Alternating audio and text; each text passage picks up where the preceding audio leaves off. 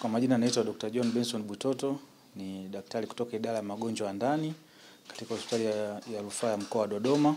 Kwanza kwa utangulizi tu, magonjwa yasiyoambukizwa ni magonjwa yote yenye vimelea ambavyo haviwezi vikatoka kwa mtu mmoja kwenda kwa mtu mwingine. Na mfano tu wa magonjwa hayo ni kama shinikizo la juu la damu, wengi wamezoea kuita pressure, magonjwa kama ya kisukari, magonjwa ya afya ya akili, saratani na magonjwa ya muda mrefu ya mfumo wa hewa. Baadhi ya sababu ambazo zinachangia ueneaji wa magonjwa yasiyoambukiza ni kwanza ni mtindo mbaya wa maisha.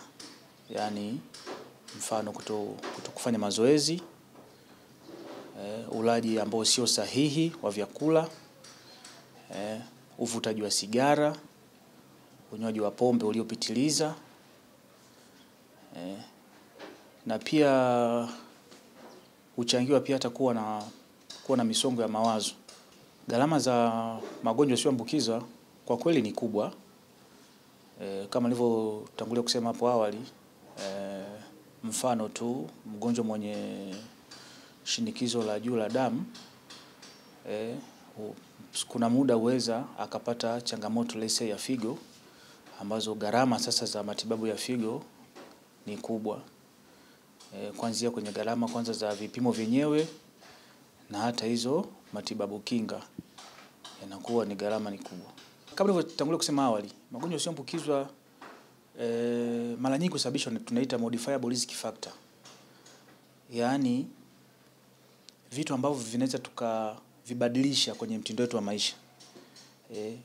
Ikiwemo mfano kwanza ulaji sahihi wa vyakula, kupunguza vyakula vyenye mafuta mengi yani cholesterol,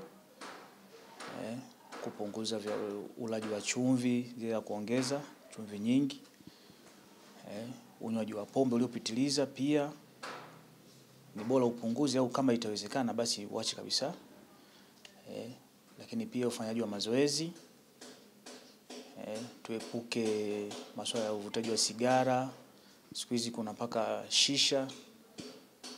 Lakini pia tujaribu kufanya mambo ambayo yako ndani ya uwezo wetu. Hii inatusaidia kupunguza hali ya msongo wa mawazo ambayo baadaye itakuja kuletea shida ya afya ya akili.